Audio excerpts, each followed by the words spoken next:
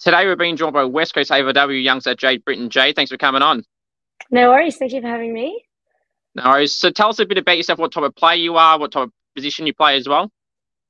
Yeah, so specifically with West Coast, I've been pretty much playing as a wingman predominantly in a bit of my junior footy, and when I played at Peel Thunder, I played a little bit of halfback as well. But yeah, mostly at West Coast, I've been playing that winger role. I think for me, that role suits me in terms of I've always been kind of more of an endurance runner, use my run and speed. And then this year I've obviously been developing in other areas such as my kicking on the run and explosiveness and that sort of thing. So yeah, I've been loving that role and fitting into that role quite nicely there. That's good. That's good. So obviously you've played 14 games so far. You kicked one career goal as of right now. Do you remember that goal, and how was that moment for you? Yeah. So that goal was against Hawthorn last year, down at Skybus, I believe. Windy conditions. It was a really tight game, that whole game. Playing as that winger role, I don't really go in the forward line a whole lot, so goals for me come quite rarely. But yeah, that was super cool. Obviously my only career goal playing at West Coast, but yeah, it was definitely really exciting, and I think everyone was really pumped as well because they probably knew it was my first one. So yeah, but still waiting for another one, but I'm happy with one. One's better than none at the moment. Absolutely, one is better than none. Now, on the player profile, it said you've got speed, endurance, you're not afraid to win your own footy. What's your best asset that you feel is good for you as a footballer? What's your key trade that you pride yourself off and go well on? Yeah, well, obviously I was kind of a latecomer to the footy scene. So when I first joined, pretty much the only thing I relied on was my running ability and my speed. I wasn't really much of a footballer to start with. But yeah, definitely even since then, that's always been my biggest strength, is my ability to run both ways consistently throughout a whole game and use that speed, and obviously using that to win my own footy and spread hard and love a good run and carry and a bounce. So yeah, that's probably, I'd say, what's predominantly my personal strength. But yeah, like I said, I've been building on a couple different things. My kicking efficiency this year has gone up to one of the highest in our team. So that's something I've been really priding myself on. But yeah, definitely my ability to run out games with speed is definitely my biggest strength, which obviously suits nicely as a winger. That's true. So you mentioned Peel Thunder. How was it like being a part of that team and then also captaining the under-19s WA side? Yeah, so I only played 1 year of community footy, local footy with Mandurah Mustangs before I joined Peel. And there I played a year of Rogers Cup under Steve Markham, who actually ended up being my coach for my whole time at Peel.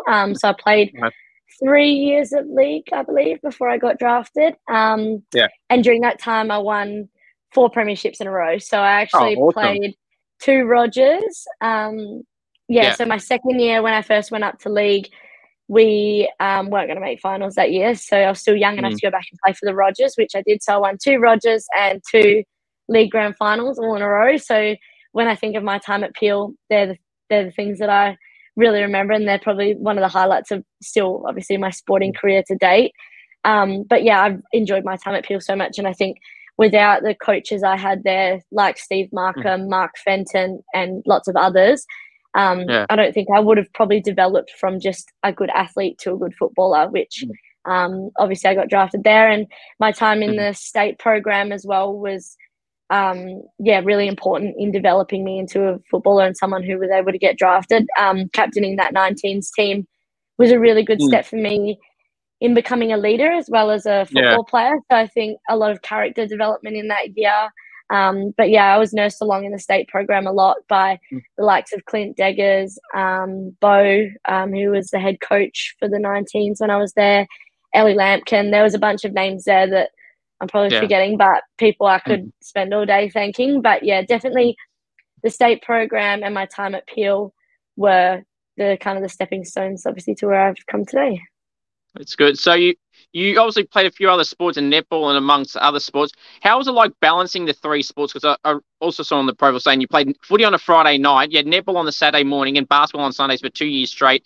How did you juggle all that with trainings, or did you have to skip training because some would clash? How did that work for you, and how was it overall to balance them all? Yes, yeah, it was definitely a challenge. I was just one of those kids who wanted to do everything. So I would do as many things as I could that my body and I guess my would allow. So I played netball, mostly just local stuff. I think I played a couple of state tournaments and things like that, but that was mostly just I started playing school and that sort of thing. But yeah, I played basketball really up until my draft year, until I got drafted last year. So I kept playing basketball in the NBL 1 for a while.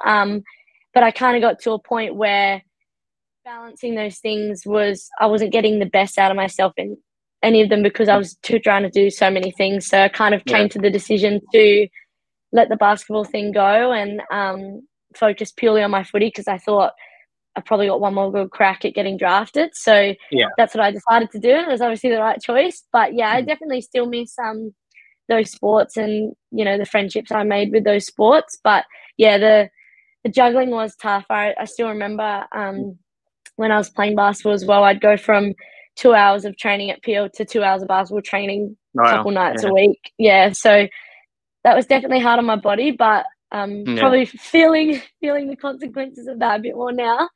But at the time, I wanted to be doing all those things, so no one was forcing me, and I did as much as I could. But yeah, definitely enjoyed them all. It's a good thing to have other sports, so you're playing cricket or whatever you want to play along with footy as well. It's a pretty good thing to do. Tell us a bit about that draft experience, the lead up to and everything like that. Obviously, pick 7 in the WA draft, pick 47 in the overall draft. How was that time for you, and how was the chats before? And did you speak to any other clubs? Was it always going to be West Coast? How did that process go about for you? Yeah, so the year I got drafted actually last year was my 3rd draft year. So I'd actually missed out on 2 previous drafts before that one. So coming into that draft, like I said, with the basketball thing, I thought being an overager now and out of the state program, I probably had one last really good crack, especially because the previous year being the captain of the 19s, I thought that would have been a really good opportunity for me to get looked at for the draft. But unfortunately, I wasn't invited to the combine and didn't receive much attention in that regard. But yeah, so last year, really just thought one more good season at Peel and really nailing down and focusing on my footy, that I still was in amongst that kind of group that was getting looked at as that overager. And yeah, so going into the draft, I'd just been playing at Peel all year, and I got invited to the combine, which last year was only a 2K, which I won that 2K. So I thought that put me in really good stead. But yeah, the draft night rolled around. I'd spoken to Eagles and Frere predominantly. I had a manager at the time, so there'd been a couple in the mix. But yeah, they were the 2 that I'd spoken to and met with, obviously being a WA girl. But yeah, there was no certainty going into the draft. I think the thing for me was on the draft night, I wanted my family there and some of my closest friends, but my mum had other ideas and invited half of her friends and half of all our family and everything. So by the time the night rolled around, there was probably about 40 people in the room. So I thought, well, this is either going to be a really good night or a really bad night. But I still watch that video time to time. And it's really hard to describe the feeling. It's honestly surreal. It's very it's hard to process in the moment. You don't really understand the gravity of the situation. But yeah, I was super grateful that West Coast was the team I ended up at. I was honestly going to be happy to go wherever, but in hindsight now, I wouldn't have wanted to go anywhere else. So yeah, I was stoked I ended up there. And I think the draft was on a Wednesday, and I was at the club on the Friday and pretty much training straight away. So yeah, it all happened very quickly, but yeah, it was good. With the Eagles, who took you under their wing once you joined the club, and who even still now is helping you guide yourself through your career so far at a younger age? Yeah, so there was 7 of us that got drafted at that time. So we were all allocated a buddy when we got there, pretty much just to show us what the standards were like, show us the training programs, those sorts of things. And Jessica Segenary was my buddy, who's obviously ex-Crows premiership player, had a career in Olympic cycling, that sort of thing. So she's a very seasoned athlete.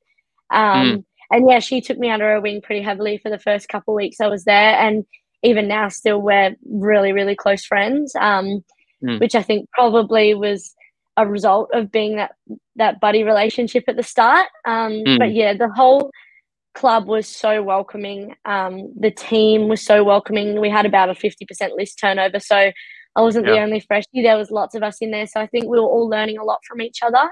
But yeah, all the staff, all the players, Michelle Cowan was great, Liana, who's our PDM.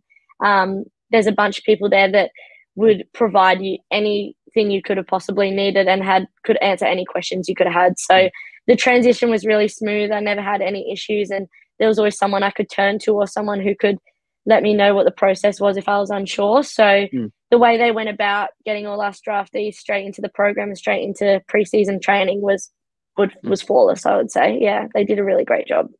Also, with Michael, now previous coach, leaving the club, what were some things he left on you that you could take on to your next coach, that something that he said or something he said as a whole to the club, are you going to stick on with while he's moving on into other roles?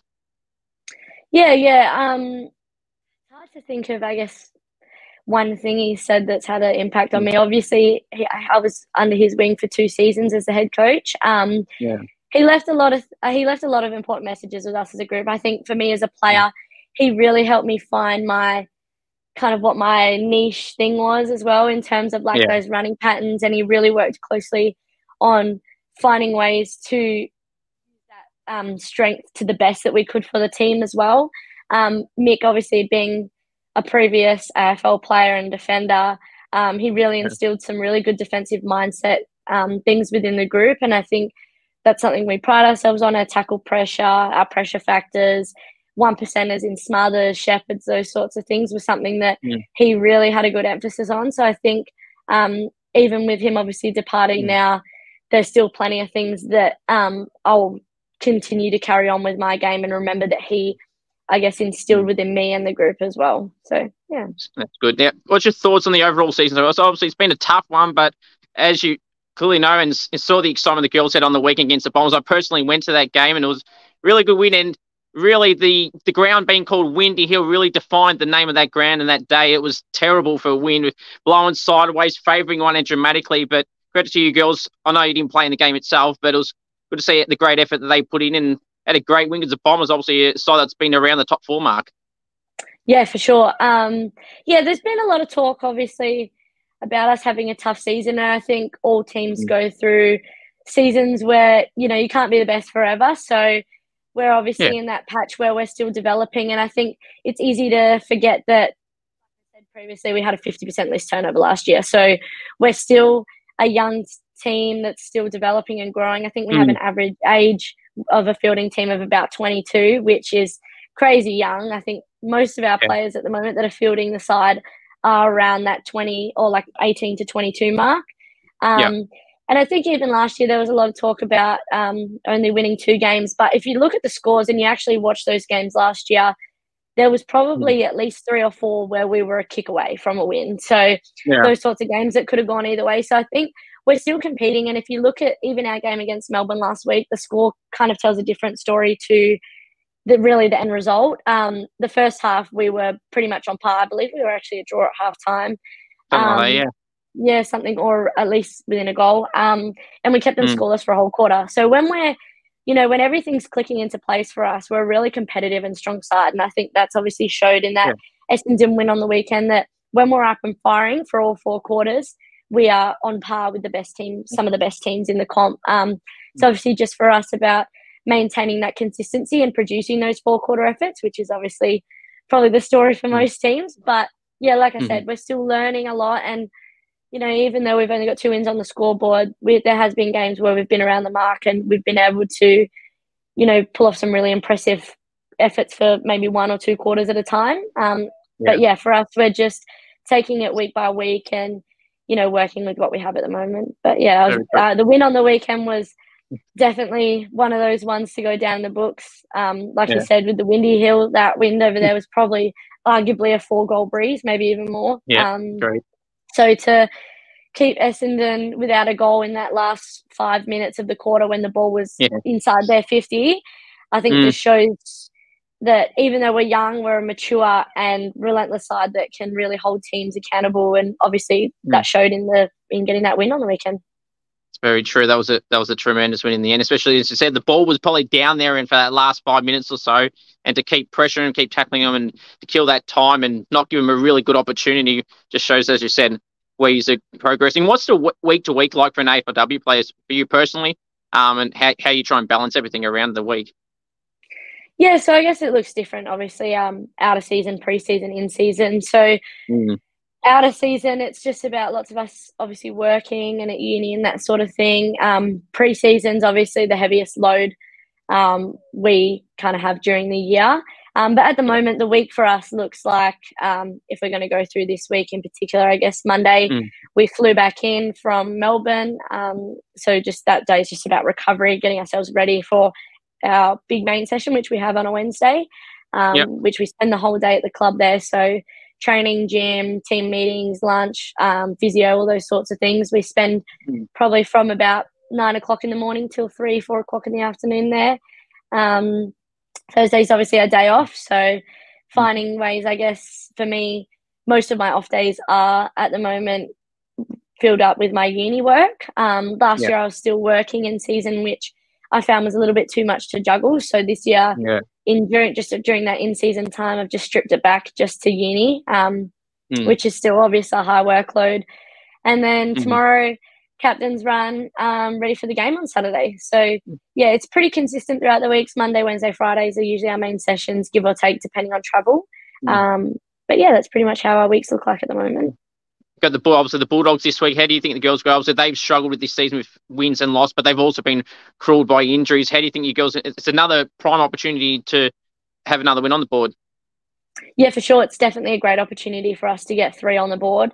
We're not going into this game underestimating them. They're a good side. They've got plenty of good players, and they've probably been in similar boat to what we're like. So we can't go into that game assuming that we're going to come out on top. I think we're both kind of the underdogs of the competition, considering that we knocked off one of the top sides last week. We'll take confidence out of that and take a lot of things from that game. But like I said, not going into that game assuming that anything's given. And that's kind of been a message for us that, you know, we can bring great attitude and great energy, but that doesn't grant us a win. So, you know, we're still knuckled down at a big session yesterday in training, obviously going through some film and review and those sorts of things. But yeah, we're ready to give them a red hot crack, obviously on our home deck. So it should be a cracker. Yeah, I'm excited. Sure. Favorite teammate you got at the club? Oh, favorite teammate. I honestly don't reckon I could pick one, genuinely. You've obviously got girls who you're closer with and that sort of thing. But I think something I really love about our group at West Coast is that we're also united. I think it's really easy to fall into cliques, I guess, when you're at clubs and obviously in big teams and things like that. But at our club, I could spend the whole day with anyone in our team comfortably. I don't think there's one person that I could really say. Obviously, like I spoke about, Sedge, she's obviously one of my really close friends because we had that mentorship kind of relationship. And I spend a lot of time, obviously, with Ella, Bella, Charlie, Amy, Davo, Sinead Davidson, Gibbo, just because Abby Bushby, the Wackford, really there's actually no one that I would put on that list. That's right. That's very true. The whole lot, the whole 30 odd of them. Do you recall the goal at study that Danielle Ponta got for the Crows at Icon Park, like it from the centre square? So basically, yes. Yeah, from the Crows, this season. Yeah. Do you think anyone would be able to replicate that moment or thinks they can replicate it? And do you think you could?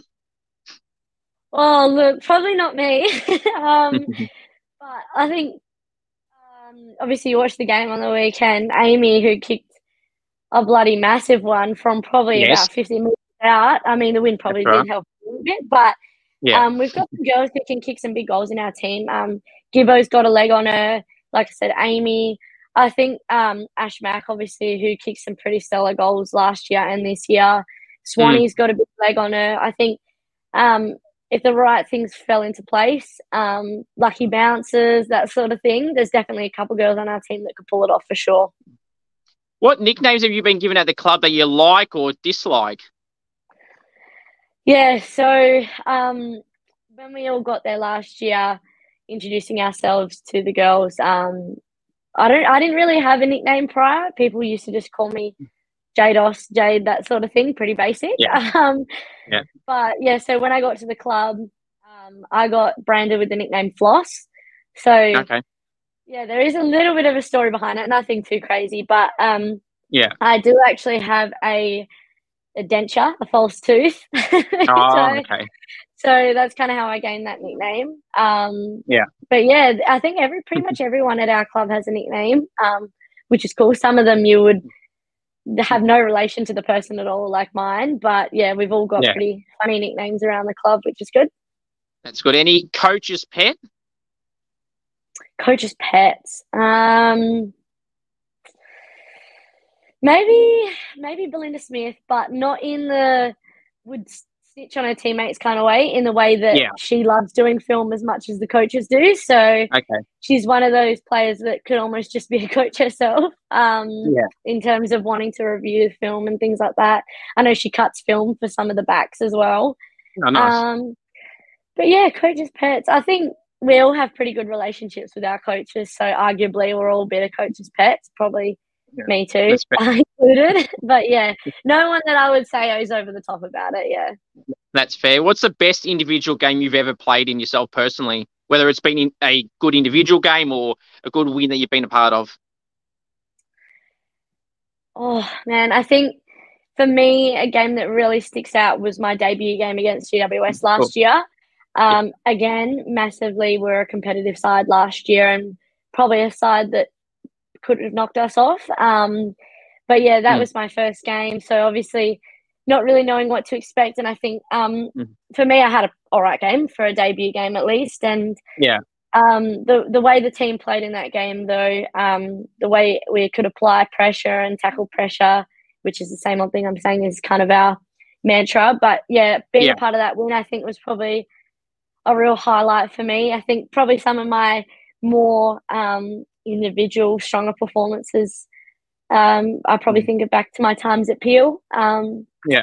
But yeah, I think when I think about games that are highlighted for me, more those games that we've been able to knock off sides like the Essendon one, and obviously against Port this year, they're the ones that really mean the most to me. That's good. Any outside of footy interests, any hobbies or TV shows or anything like that you like? Yeah, actually, funnily enough, I've recently taken up a new hobby of sorts because we kind of had that conversation at the club. We were all talking about, what we do outside. And for me, it was pretty much footy and uni, and people were like, well, that's neither of those are hobbies, so you should probably find something else. But yeah, a couple of us have taken up surfing recently.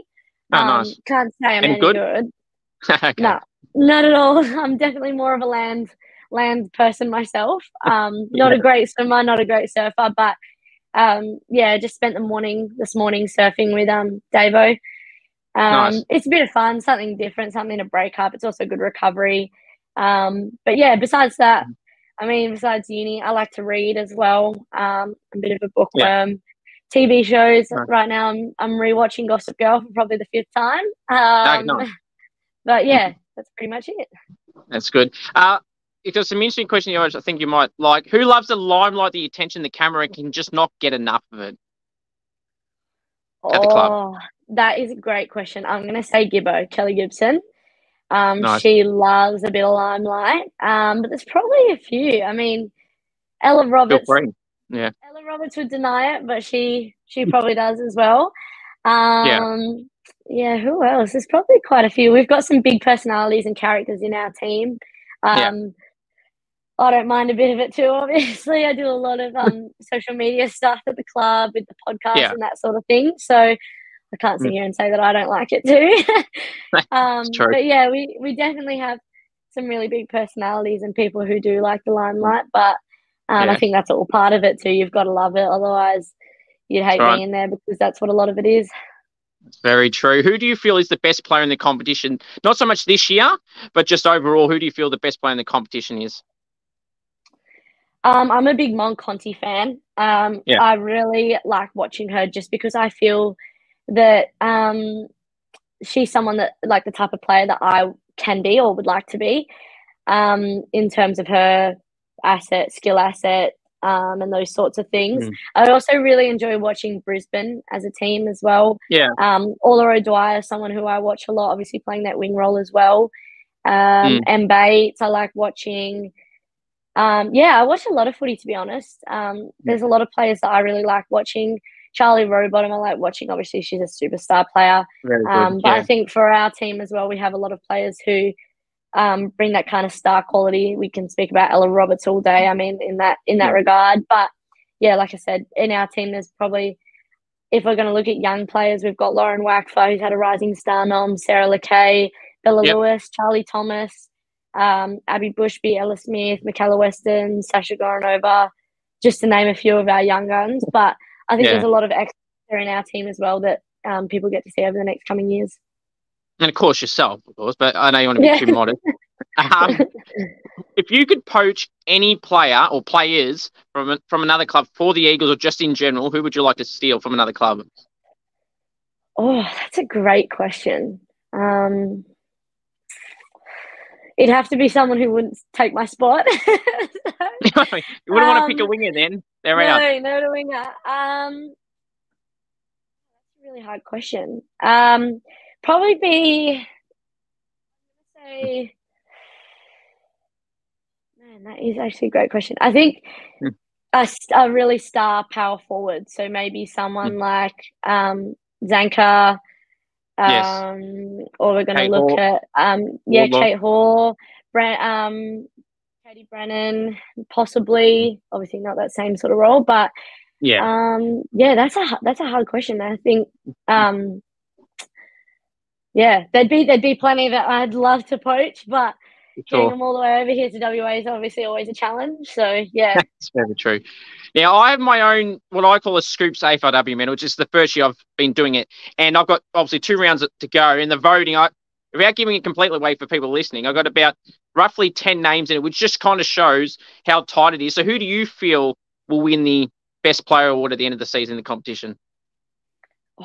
I reckon it will be very close this year. I think. Yeah. I honestly think Charlie Rowbottom will be up there, which probably isn't going to be a surprise for a lot of people. But it's hard because there's a lot of those really star midfielders that are probably all around the same sort of mark at the moment. I think I spoke about Monconti and Bates, those sorts of girls. A lot of them have been racking up quite a few votes over these past couple rounds. But yeah, that's a tough one. I think the voting, like if you look at the polls kind of on the AFL women's and that sort of thing, Chloe Malloy's also been having a really good season. She could possibly be an underdog if you want to call it that. Ebony Marinoff's had some pretty good games. But yeah, it's going to be a tight race, I reckon. I think there'll be some young names in there in the mix this year as well. Agreed. Yeah, without giving it away, I can tell you off screen, but I've got a fair few younger players that you said in that bracket. Some you may have mentioned already, may not have, are in that top 5-ish bracket. So just as you said, it just shows. And so even you got the North Melbourne girls, Riddell and Garner as well, Hattard as well. So there's a lot of names up there for sure. I'm going to get to a quiz shortly related to West Coast, which is a new segment I'm bringing in. So this will be very interesting. What's something someone does at the club that you cannot stand? I'm going to pick on Amy Franklin here because she's my locker buddy, but this doesn't seem annoying, but she always has her locker open and her stuff everywhere. And I'm not the neatest person myself, but that drives me absolutely nuts. But she probably would say the same thing about me. So it's probably that's fair. Probably the thing that I think of. That's fair. It can be an inconvenience to have stuff away because then it could be leaning over towards your side and it's just really annoying. I do agree with you with stuff like that. Is there any best off-field stories at the club that you would like to share? Like, doesn't necessarily have to be anything personal, but like an injury comeback, someone that's had, injury after injury that's finally gotten back or something like that? Or come from another country? Yeah, well, obviously we have all of those things, I guess. This year we have Kelly Gibson and Sinead Davison and Lauren Wackfer all coming back from ACL injuries who have all played every game this year and been super dominant and really important players in what we're trying to build. If we're going to talk about injuries, we also have Crystal Petrevsky, obviously, who's been out this year with an ankle injury, a syndesmosis injury. And she has actually pretty much almost returned to play this week and next week, but she made the decision to stay on that injury list to provide someone with another opportunity, which has been Mac Webb, who's obviously making her debut this week. I almost hesitated there. I couldn't remember if that had been announced yet. No, it has been. It has been. You're all good. This will be posted after the teams anyway, so you're all right. Perfect. Yeah. But yeah, we've obviously got Ash Mack, who's our only Irish player. We have Emma Humphreys, who previously played was a Tasmanian player. But I think the rest of us are all, besides Sedge, who's an Adelaide girl, I think pretty much everyone else that I'm thinking of are all WA girls. We definitely have a lot of off-field stories, I think, in the form of fines and different things like that. No. But yeah, there's lots of fun stuff that goes on in the club as well as business, obviously. We mentioned their fines. I won't go too much into it, but is there any fines that either yourself or other people have been given that you're like, gee, isn't that a bit over the top to be fined for something like that? Or something that some people are getting let off because they're best mates with the president of the fines person? Yeah, well, I think that's actually worked in the opposite favour for me. I'm friends with Jaide Davidson, and she's our fines master at the moment. And I've been caught up on a couple of things, and I'm like, dang, if I wasn't around you, I would have been let off on those. But yeah, there's definitely been some funny ones this year. Amy Franklin's definitely had a few. Ella Roberts is a pretty regular in the fines chats. The Wackford twins, they've had a few. Abigail Bushby, she's always up there as well. But funnily enough, actually, Davo, now that you mention it, I don't think she's had a fine yet. So interesting. Maybe as a fines master, she's been rigging the game a little bit. But yeah, I think there was quite a few this week. We're racking out some good fines money. Amy Franklin had a good one for a Falcon in the game on the weekend, if you saw that one. So that was one of the fines this week. So she had to perform a little TikTok song and dance in front of the team. But she actually probably loved, to be honest. Yeah. But yeah, there's been some good ones this year. They're hard to remember off the top of my head, but yeah, some things probably stay with us as well. That's fair. But well, Sinead, if you're listening, cut Jay some slack. If you're a good mate, that's unacceptable to find you a good mate. Absolutely. Now, when I spoke to Beth Pincham from the Saints, she called herself the Prez for the fines jar. And I asked her, it was only a week or so ago, and I asked her, I said, have you copped a fine in and are you leaning on yourself? And she said she is. So if it's in with Sinead, you just said hasn't copped one that you could see. They just want that title so they don't have to pay a damn thing. They can just dish it out. I agree with that. Yep. I'm going to let her know. Unacceptable, Sinead. Unacceptable. AFLW Fantasy, have you heard of it? And do you play it if you do? No, I actually don't play. I was going to get into it this year, but I'm a bit too competitive, I think. I did we did our tipping comp, obviously, throughout the year, and I started off strong and finished pretty poorly. So that put me off the fantasy game. But there's definitely a good lot of us that are into it, and there's lots of my friends and family who are into it as well. I'll probably get into it next year. I'm just that's good. Didn't quite get around to it this year. That's fair. Who would be a teammate that I'm sure there is someone or lots of people who would pick themselves no matter how good they are, whether they're injured, whether they're not playing, or there's any excuse just to pick yourself still? Would anyone do that? Ella Roberts, 100%. Got to love her confidence, but probably warranted for her. Yeah, I was going to say 100% warranted. She should pick herself. I reckon Emma Swanson would definitely pick herself. Kelly Gibson would pick herself. Probably Belinda Smith, I would say. Yeah. Not sure, but I reckon she probably would. Fair few that would fall under that bus, because a lot of the times that I've asked some other players from other clubs this question, there's not many people that would. So it seems to be a bit of a trend with the Eagles girls but hey, if I'm being brutally honest, I'd pick myself as well. So they should. They're that good. They should be picking themselves. I'd be putting them in my team too. So for sure. Is there anyone that checks their stats as soon as the game's over, and no matter whether it's not so much for disposal, but like compare against each other and go have a little I don't know what you want to call it, but have a little bet or something between yourself and go, I'm going to have more touches. And does anyone do that, or just generally just check it? Not really. I don't think so. I think as a team, we're very process focused rather than outcomes. So for us, it's Yeah. I think this as collectively, we all kind of have the same mindset. It's not really about who has the most disposals or, those sorts of things. We're very focused on those team sort of stats like pressure factor, total tackles, those sorts of things that I keep kind of bringing up. I wouldn't really say maybe there's a dark horse that I don't know about, but as a team, I wouldn't say there's anyone who specifically is really interested in their stats in that regard. But we definitely look at the team stats, something we look at closely. But as individuals, obviously you always check your own, but there's no one I think that's really hyper focused on those sorts of things. Yeah, that's fair. Who's the toughest opponent you've ever played on? Toughest opponent. Look, funnily enough, one of the toughest opponents I used to play on was Michaela Weston, who is now one of my teammates. But yeah, she and I used to come up against each other a lot in obviously within the waffle competition. She played for Claremont and I played for Peel Thunder, and we spent a lot of time matched up on each other. So when we were together, I found a lot that she was the opponent that I least wanted to play on a lot. If we're probably talking about this year, I'm probably going to say Melbourne when I played on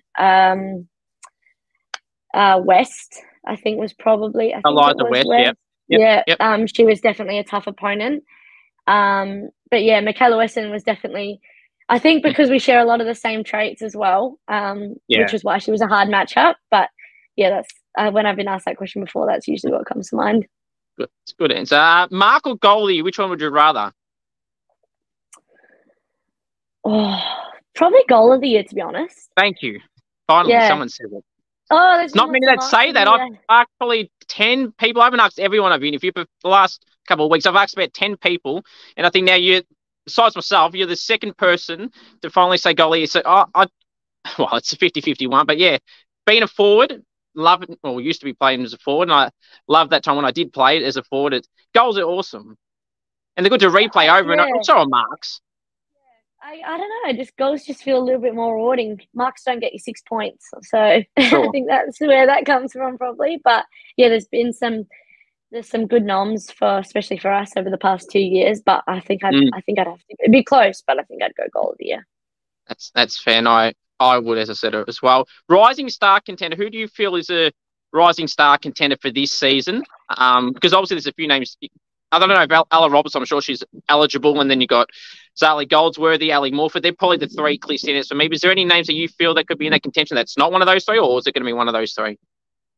Yeah, well, they were the three I was probably going to say. There's definitely some others that are in the mix. But I think obviously most of the talk has been around those three.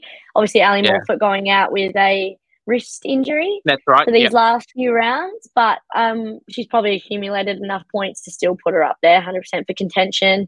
Zali Goldsworthy has had a few really stellar performances, I think, being the youngest player to kick 5 goals in a game in AFLW. Yeah, that's awesome. And obviously Ella Roberts, who is just a consistent star for us. I think she's probably averaging around 20 disposals, and just not on disposals, just if you're looking at the impact she has on our games, she's definitely someone who's a star for us and has definitely helped lead us to our 2 victories this season. So in my eyes, she's my rising star, but obviously it comes down to lots of factors, and there's definitely some strong contenders out there this year. Sure. Any underappreciated players in the competition that you feel doesn't get recognised as much that really should, that doesn't get talked about as much as the big names do? Man, I think if I'm going to look at our team specifically, she has been getting a bit more recognition, I think. But Soph Mack, who's obviously our fullback lockdown defender, sometimes she doesn't quite get the recognition I think she deserves, because she's not necessarily always that freed up marking player, or, Belinda Smith has lots of run and carrying meters gained. Charlie Thomas is that real strong intercept marker. But if you look at our game, Soph Mack is consistently the type of player that takes out the best forwards from pretty much every team in the game. And whether she gets 0 or 10 or 20 disposals, the way she's able to pretty much lock down a player completely and keep them scoreless most of the time, I think is something that's really underappreciated and sometimes not really highlighted in the stats. But she's been integral to us and our backline, especially since I've come in. So for me, she's someone who's definitely underrated, I believe. That's very true. She had a really good game against the Bombs on the weekend. I think she's probably one of your better players on the weekend. Extended season next year, an extra 2 games. How do you feel about that? And hope that obviously in years later that it goes much further than what it is now? Yeah, stoked. So we did a lot of work with obviously the AFLPA this year about talking about what we want and I guess what the new seasons look like. We want them to look like for us. And one of the biggest things that came up was obviously the amount of games. It's obviously hard to play a season with only 10 games. You're not playing every team, which I guess distorts the ladder a little bit in some ways, you could argue. So to have another 2 games, it doesn't seem like a lot, but it's definitely a step in the right direction. And I think if you really look at what the AFLPA are working towards in the AFL, it's getting us more games, just making sure that we're meeting those metrics and things like that to make sure that the competition is sustainable in that sense.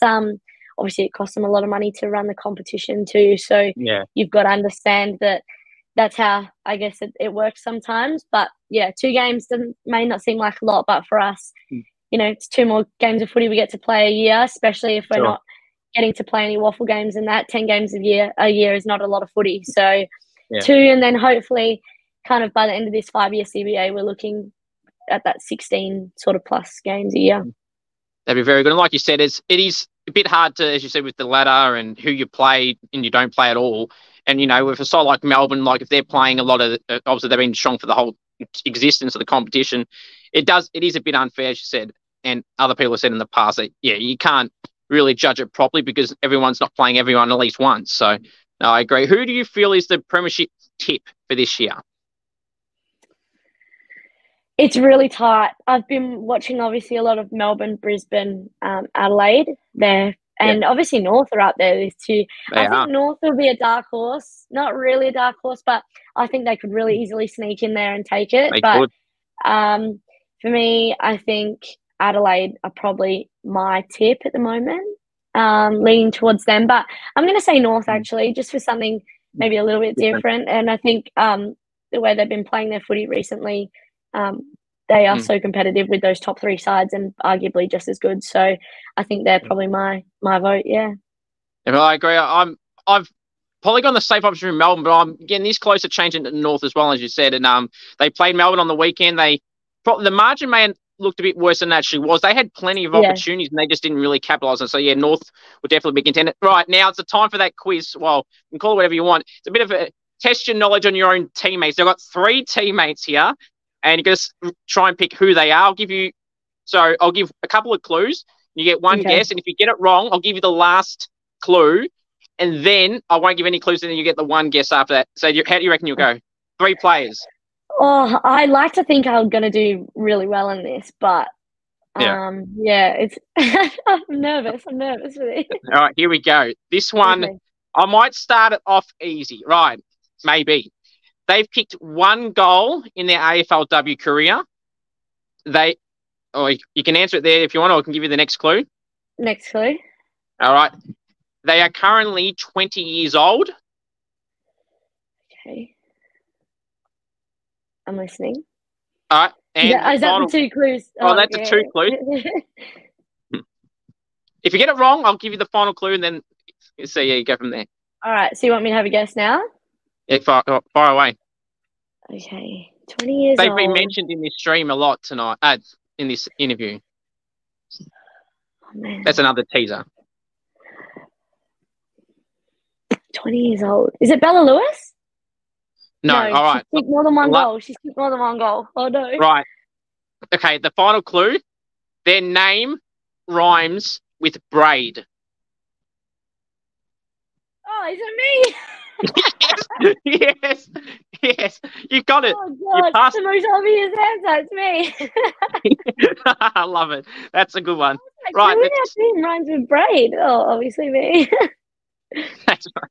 Good work. I'm glad you got yourself, because then the next 2 I wouldn't be so sure, but I'm glad you got that, Jade. Now, next one. They can play in any position of the ground. This is number 2. They play in any position, or they can play anywhere on the ground. Okay. They are a young gun of the competition. All right, that's the 2 clues for this one.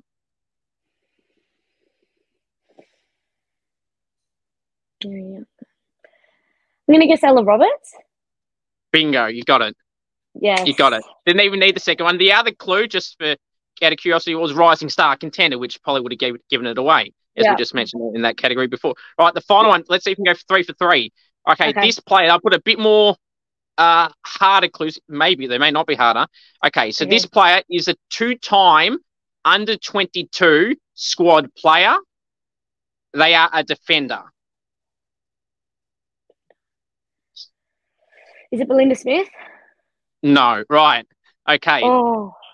Now, I'll be generous. I'm going to give you 2 clues for this song, as this is the hardest one. Okay. They are also 20 years old right now, and they were very good on the weekend. Charlie Thomas. Bingo. 3 out of 3. You know your own teammates. That's a good thing. You did much better at them than the one about yourself. But regardless, Jaide, I really appreciate you coming on. You know your team. You know your club. All the best for the rest of the season and many more years ahead. I really appreciate you coming. It's been good having you on. Thank you very much. Thank you for asking me too. Thanks for your time. No, thanks.